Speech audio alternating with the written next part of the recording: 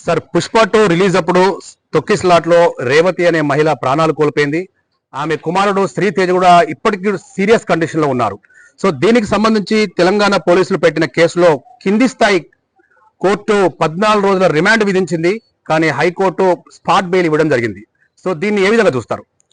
ముందుగా జై స్వరాజ్యం టీవీకి మాకు ప్రత్యేక ధన్యవాదాలు.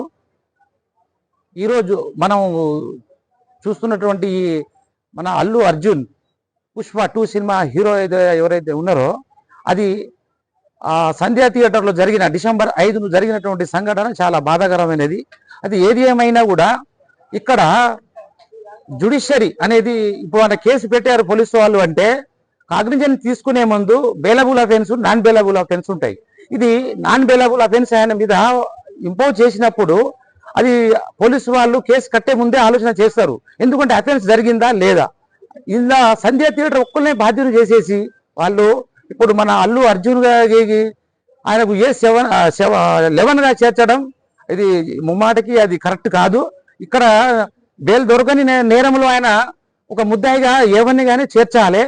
అయితే లోయర్ కోర్టులో మీరు అడిగినట్టుగా ఇప్పుడు ఏ భారతదేశంలో ఏ చట్టంలో అయినా కూడా అందరికీ కామన్ ఇంక్లూడింగ్ ఇంతకుముందు మన జమ్మూ కాశ్మీర్ వేరు ఉండేది. ఇప్పుడు including Jammu Kashmir entire jurisdiction ఉన్నటువంటి భారతదేశంలో ఇప్పుడు బిఎన్ఎస్ యాక్ట్ వచ్చింది కదా, కొత్త చట్టము 2023లో.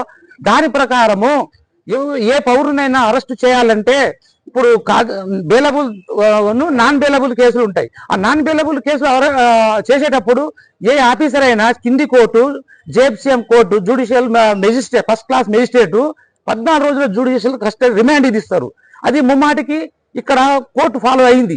కానీ వీరు ఇంటీరియము క్వాష్ పిటిషన్ అని చెప్పేసి హైకోర్టుకి వెళ్ళడము అంటే ఈయన ఒక సెలబ్రిటీ అని చెప్పేసి ఈయనకు మన వాళ్ళు పెట్టుకున్నట్టు శ్రీనివాస్ రెడ్డి గారు లాయర్ ఉన్నారు, హైకోర్టు లాయరు.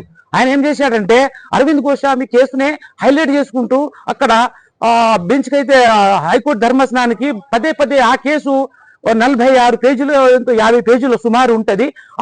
ఆ కేసును ముందు వేసుకొని ఇమీడియట్ గా చట్టంలో లూప్ హోల్స్ ఉన్నది అని చెప్పేసి మా ఎవరైతే ఈ ముద్దాయి ఉన్నాడో ఆయనకు ఎట్లా చేసైనా బెయిల్ ఇప్పించాలని ఎక్కువ కన్విన్స్ చేశాడు. ఆయన జస్ట్ 5 నిమిషాలే మాట్లాడాడు. కానీ ఎక్కువ అరవింద్ గోస్వామి కేసును ఆయన హైలైట్ చేయడం వల్లనే ఆయనకు అది మీరు అంటున్నట్టుగా బెయిల్ కాదు, అది ఇంటీరియం బెయిల్. అది ఇంటీరియం బెయిల్ అనేది ఎప్పుడైనా క్యాన్సిల్ చేసే అధికారం ధర్మాసనానికి ఉంటది. కాబట్టి మేడం గారు కూడా మేము ఈ లోయర్ కోర్టును ఫాలో అయింది కాబట్టి డెఫినెట్ గా ఆయనకు ఆ బెయిల్ క్యాన్సిల్ అయ్యే అవకాశం కూడా నాకు ఒక అడ్వకేట్ గా నేను సీనియర్ న్యాయవాదిగా నేను అభిప్రాయపడుతున్నా. కాబట్టి ఏదేమైనా ఒక నేరం జరిగినప్పుడు సామాన్యునికి ఒకటే రకము, సెలబ్రిటీకి ఒకే రకం. సెలబ్రిటీ ఎవరు చేస్తే అయిందండి, మనం చేస్తేనే అయింది కదా. ఆయన సినిమాలు మనం చూడడం వల్లనే కదా. అయినా కూడా వాళ్ళు ఇప్పుడు ఈ రోజులలో ఎక్కువ మా సోషల్ మీడియా, ఈ మన టీవీ, ఈ అన్ని సమాచార మాధ్యమాలు ఎక్కువ అయిపోయి ఈ మనం భారతదేశంలో మంచిని తక్కువ ప్రచారం చేస్తున్నారు, చెడుని కేసు లెక్కనే చూడాలి. కానీ ఆయన ఎవరికి సెలబ్రిటీ అయినా ఒక ఇది కూడా నెగ్లిజెన్సీ ఉంది. కేసు కట్టేటప్పటికి కూడా అలా 3-4 రోజులు డిలే అయింది. పాపం చనిపోయిన తర్వాత ఎవరు అని చెప్పేసి తర్వాత ఇది బాగా సీరియస్ గా జనాలలో క్వశ్చనింగ్ చేసే అధికారం వచ్చినప్పుడు ఇమీడియట్ గా గవర్నమెంట్ స్పందించి అదే రోజున వాళ్ళు కూడా హై లెవెల్ మన సెంట్రల్ గవర్నమెంట్ ఇన్ఫ్లుయెన్స్ చేసి అయినా గవర్నమెంట్ చాకచక్యం తోటి ఆ కేసు కట్టి ఆయనను రిమాండ్ చేసింది. అది ఎంతవరకు గవర్నమెంట్ చేసింది కూడా మంచి నిర్ణయం తీసుకున్నారు. కాబట్టి ఇప్పటికైనా ఆ బాధిత కుటుంబానికి న్యాయం జరగాలి. ఎందుకంటే న్యాయం జరగకుంటే ఇప్పుడు జనాలందరూ సోషల్ మీడియాలో అంటున్నారు అని మీరు అడుగుతున్నారు. కానీ ఇది జ్యుడిషియరీకి క్వశ్చన్ ఇది. ఎందుకంటే ఈ న్యాయస్థానం అనేది మీద ఇప్పుడు ఎంతో గొప్ప గౌరవం ఉన్నదంటే ఒక న్యాయస్థానం మీదనే ఉన్నది. ఇది జ్యుడిషియరీకి క్వశ్చన్ ఇది. ఎందుకంటే ఈ న్యాయస్థానం అనేది మీద ఇప్పుడు ఎంతో గొప్ప గౌరవం ఉన్నదంటే ఒక న్యాయస్థానం మీదనే ఉన్నది. మామూలు ప్రజలు రాజకీయ నాయకుల మీద కూడా లేదు. ఎందుకంటే 24 గంటలు ప్రజల్లో ఉంటాం, ప్రజల సమస్యలు అంటామని ఇట్లాంటి ప్రజాసం ఇప్పుడు కూడా పొలిటికల్ లీడర్స్ ఆపోజిషన్ లీడర్లు కూడా పోలేదండి ఆ కుటుంబంలో హాస్పిటల్కి. అంటే ఎంత బాధాకరమైన విషయము.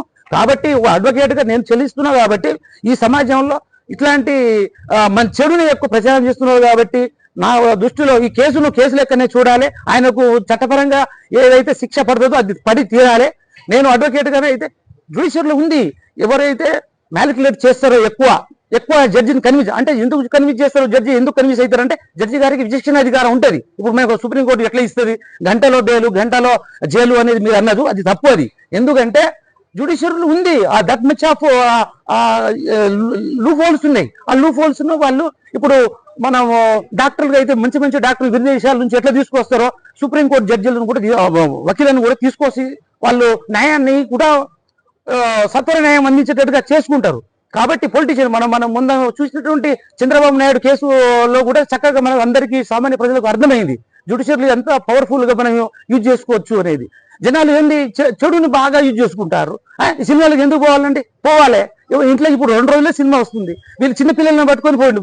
ఆ రోజు డిసెంబర్ 5వ తారీఖు వర్కింగ్ డే అయినా కూడా పిల్లల్ని తీసుకొని పోవడం అనేది ప్రజల్లో కూడా చాలా చైతన్యం లేకపోవడము. ఇప్పుడు అందరూ స్పందిస్తలేరు. 1 కోటి రూపాయలు ఇవ్వాలి, 2 కోట్లు ఇవ్వాలి, ఎక్కడ ఉన్నదండి? ఇవ్వాలని ఉందా? ఈ కేసునైనా కేసు లేక చూడాలి. కాబట్టి ఇది జెన్యూన్ కేసు. అల్లు అర్జున్ తప్పకుండా మూల్యం చెల్లించుకో తప్పదు. కాబట్టి ఇటువంటి విషయాల్లో జ్యుడిషియరీ కూడా కట్టుదిట్టంగా ఉంటది. జ్యుడిషియరీని కూడా వానికి తగిన మూల్యం చెల్లించుకో తప్పదు.